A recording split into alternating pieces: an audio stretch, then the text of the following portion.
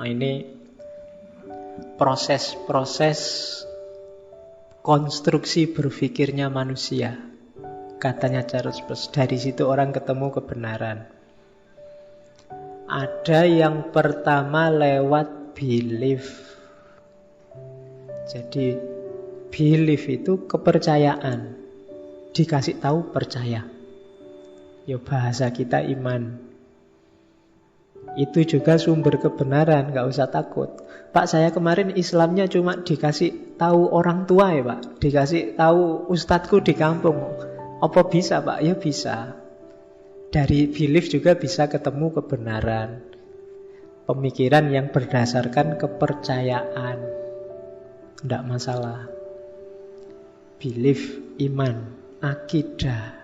Hidup butuh kepercayaan. Tidak mungkin orang hidup tanpa belief. Kalau tidak ada belief, kita tidak bisa hidup. Ya, kepercayaan itu kan tidak cuma kepercayaan agama. Ada kepercayaan sosial, ada kepercayaan fisikal, mungkin ada kepercayaan kimiawi, macam-macam. Misalnya, aku percaya bahwa setelah minum ini hausku hilang. Itu kepercayaan. Kalau aku tidak percaya, aku tidak akan minum. Itu kan belief namanya.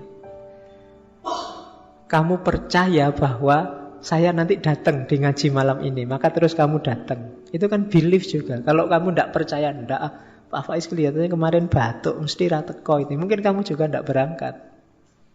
Kamu tetap berangkat karena kamu percaya saya berangkat. Itu belief.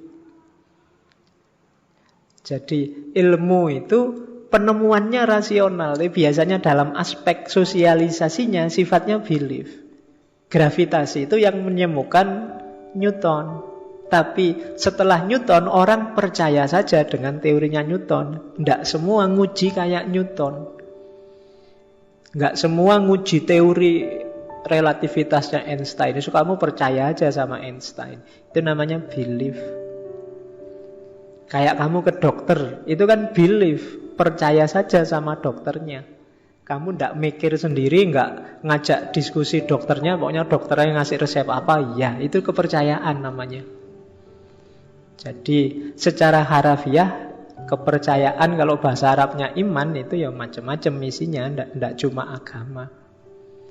Oke, dan nggak usah kamu debat, berarti saya musyrik Pak ini, percaya sama dokter, ya tidak sampai di situ. Ya, jadi kepercayaan itu aqaid, akidah. Yang agamamu itu namanya akidah diniyah, kepercayaan agama. Nanti ada kepercayaan sosial. Ada mungkin kepercayaan nasional. Kamu percaya bahwa Pancasila adalah sesuai dengan kepribadian kita. Kamu tidak pernah ngecek apa Pancasila itu cocok beneran sama kita. Tidak peduli lah, yang penting percaya aja. Kamu percaya saja bahwa burung Garuda itu adalah lambang. Kamu kan nggak pernah bahas sampai ke situ. Percaya aja. Itu namanya belief. Bentuk berpikir kedua, habit. Itu bahasanya Charles Peirce, habit of mind. Biasane, kebiasaan. Kalau ini kita biasa menyebutnya tradisi. Ada banyak, biasanya tradisi ini kelanjutannya kepercayaan. Biasanya gitu.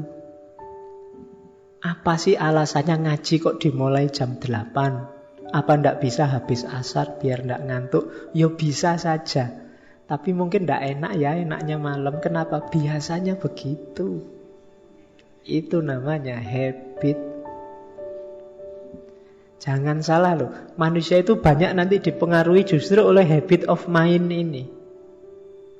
Jadi akalmu itu responnya terhadap kebenaran dan kepercayaan itu biasanya agak tergantung dengan habit ini. Kalau kamu rajin sekali sholat, akan muncul habit di mindmu bahwa sholat itu harus. Sehingga ketika kamu ninggal satu sholat saja, rasanya ganjel. Itu kenapa? Karena habit. Coba kamu biasakan ndak sholat. Iya, lo itu ninggal sholat santai. Alah biasa aja. Kamu baru ninggal satu aja paniknya gitu. Saya bolak-balik ndak masalah. Itu kenapa? Habit. Habit of mind. Pembiasaan. Kamu mungkin masuk masjid pakai sepatu naik, kamu ndak enak. Kenapa? Kamu sudah dibiasakan sejak kecil masjid itu suci loh, ndak boleh pakai sepatu. Itu habit. Kalau gereja ndak masalah Pak, gereja itu kan kelompok sana kafir itu Pak, diinjak-injak juga ndak apa-apa. Itu habit juga. Jadi diawali dari belief, dilanjutkan dalam habit.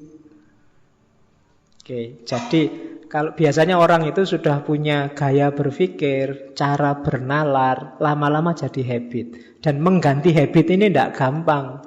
Maka kamu jangan mimpi kalau ada orang punya pandangan beda dengan kamu tunjukkan salahnya terus dia ganti pandangan. Tidak. Kenapa? Ini sudah jadi habit. Setiap orang punya habit of mind sendiri-sendiri. Kamu, ini loh orang gimana sih? Sudah tak tunjukin loh, salahnya di sini-sini. Dia ini hoak, mikirnya keliru kabeh. Kok pancet wae koyong ini? Itu sudah habit. Tidak bisa.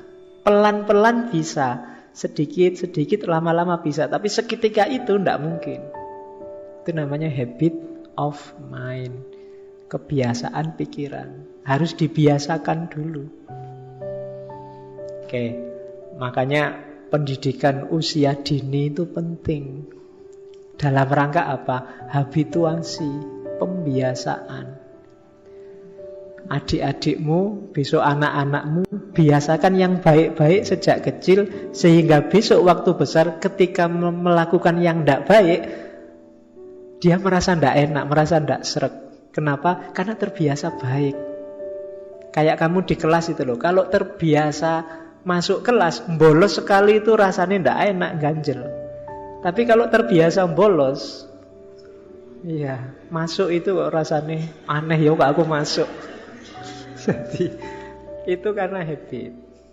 Oke, gaya mikir kedua. Ada gaya mikir ketiga, biasanya setelah habituasi orang juga mengalami namanya keraguan, doubt. Jadi doubt itu, iya ya, aku kayak gini nih apa ya sudah benar. Nah, itu mulai gaya ketiga mikir, namanya meragukan sesuatu. Apa pasti aku ngaji terus-terusan di masjid itu? Jangan-jangan aku terpengaruh nanti. Nah, itu mulai ragu-ragu. Kemarin sudah terbiasa, sekarang terpengaruh. Apa sih aku untungnya kuliah rajin itu, IP ku yo tetap jeblok. Nah, kamu mulai ragu-ragu, jangan-jangan salah aku kuliah itu. Ini kan mulai meragukan.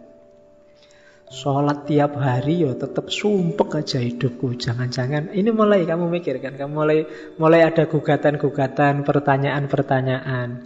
Ini level mikir, konstruksi berpikir yang ketiga dalam diri manusia. Gaya ketiga, gaya meragukan.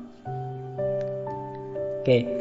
Setelah ragu-ragu, ada orang yang cuek kembali ke gaya berpikir sebelumnya, apakah itu belief, apakah habit of mind. Tapi ada juga yang melangkah lebih jauh, melakukan inquiry, melakukan telaah, analisis, mulai membaca, mulai belajar. Islammu selama ini mungkin dicekokkan sejak kecil, bapakmu, ustadzmu di kampung, terus jadi habit. Kamu jadi mahasiswa mulai mikir sekarang, iya ya, apa ya pas?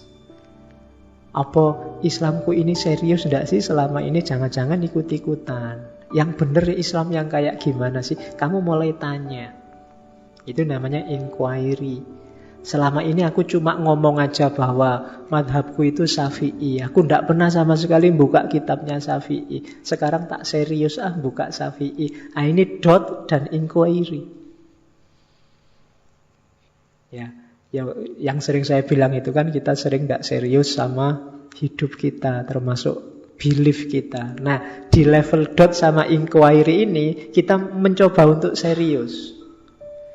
Aku itu mahasiswa, janjane mahasiswa itu apa sih? Tugasnya apa, yang harus dilakukan apa, yang jangan dilakukan apa. Selama ini cuma ikuti kontrol aja sih. Nah, itu namanya doubt dan inquiry. Ini gaya berpikir yang ketiga dan keempat. Baru setelah inquiry-nya ketemu, kita masuk the logic of theory. Kamu nemu jawaban sekarang. Biasanya disebut konsep. Kalau konsepnya utuh namanya teori. Nanti relasi antar teori yang sistematis namanya ilmu. Kalau ilmu ini disepakati secara sosial namanya paradigma. Paradigma ini kalau disepakati sangat banyak orang namanya worldview. Rentetannya nanti begitu. Jadi manusia mikir itu dari belief. Sejak kecil biasanya berawal dari kepercayaan-kepercayaan. Makanya kamu sekolah di SD itu sifatnya informatif untuk kamu percayai saja. SD, SMP, SMA bahkan itu kan sifatnya ada di belief ini. Tujuannya kamu dihabituasi, dibiasakan. Kamu diajari Pancasila, PKN, diajari agama, diajari IPA, IPS. Itu kan di situ tidak kritis sama sekali. Kamu cukup dihafalkan, waktu ujian dijawab. Kan cuma itu aja dulu. SD kan gurumu nggak suruh mengkritisi. Ya. Nggak mungkin pertanyaan ujian SD itu mengapa Pancasila cuma 5? Nggak ada. Itu muridnya mesti bingung itu. Kok cuma 5 itu. Ya, jadi nggak mungkin begitu karena dia cuma informatif. Baru waktu kamu kuliah ini kemungkinan sebagian besar kamu disuruh doubt dan inquiry. Makanya biasanya begitu orang jadi mahasiswa, dia diposisikan sebagai pembelajar yang dewasa, namanya andragogi, bukan lagi pedagogi. Pembelajaran untuk orang dewasa yang tidak boleh menerima begitu saja. Makanya jadi mahasiswa jangan cuma dihafalkan, eman-eman, itu levelnya anak SD. Harus ada doubt, keraguan, apa yo gitu, apa tidak bisa alternatif yang lain. Apa tidak bisa kemungkinan-kemungkinan kebenaran yang berbeda dan seterusnya. Lakukan inquiry terus melahirkan tipe berpikir yang ketiga namanya the logic of theory. Logika ilmu, logika teori, logika konsep bermain. Jadi kalau besok kita diskusi, coba perhatikan levelnya lawan bicaramu. Dia ada di level belief atau di level habit of mind, atau di level doubt. Dia sedang mengalami krisis, keraguan, sedang bingung mencari jawaban, atau sedang inquiry. Dia sedang menelaah, dia punya bahan banyak, sedang mencari kebenaran, atau dia sudah ketemu yang baru. Kalau masih sifatnya informatif, hafalan biasanya masih di belief. Kalau bahasanya masih biasanya begitu, selama ini begitu, yang terjadi selama ini semacam itu dan seterusnya, itu biasanya levelnya habit of mind. Kalau sudah mempertanyakan itu biasanya ada di doubt. Kalau sudah data-data baru diajukan, alternatif-alternatif baru diajukan, itu sudah ada inquiry. Kalau sudah fix jawaban baru yang beda sama yang lama, itu ada di logic of theory. Nah, ini level-level pemikiran dalam konsepnya Charles Peirce. Oke. Ya, ini enak untuk mata kuliah filsafat ilmu. Saya tidak tahu, harusnya S1 ya mulai kenal ini. Sederhana sekali, meskipun kalau baca bukunya agak bulat. Oke, iya loh, saya tidak tahu. Mungkin kelemahannya kita selama ini buku filsafat itu kebanyakan terjemahan. Dan orang Indonesia itu terlalu jujur, jadi terjemahan itu kata-katanya apa, yaitu yang diterjemahkan langsung. Sehingga yang baca jadi pening. Ya. Saya kemarin ada terjemahan itu, mungkin karena yang nerjemah tidak ngerti filsafat, jadi ada kalimat seorang kontradiksi. Oh, ada seorang kontradiksi, kita pikir suwi, apa ya seorang kontradiksi itu. Jadi dianggapnya kontradiksi itu nama orang. Jadi Iya, jadi hati-hati ya membaca terjemahan. Apalagi filsafat. Filsafat itu banyak yang aslinya Jerman, terus versi Inggrisnya, terus baru kita Indonesiakan. Itu jadi melampaui 3 gaya bahasa itu biasanya memang agak susah. Jadi intinya itu, mending kamu kalau bisa bahasa langsung ke Inggrisnya. Itu lebih bisa ditangkap kadang-kadang bagi yang ngerti bahasa Inggris. Yang nggak ngerti ya, nah iya toh, yang nggak ngerti ya berdoa saja semoga ada hidayah dari atas.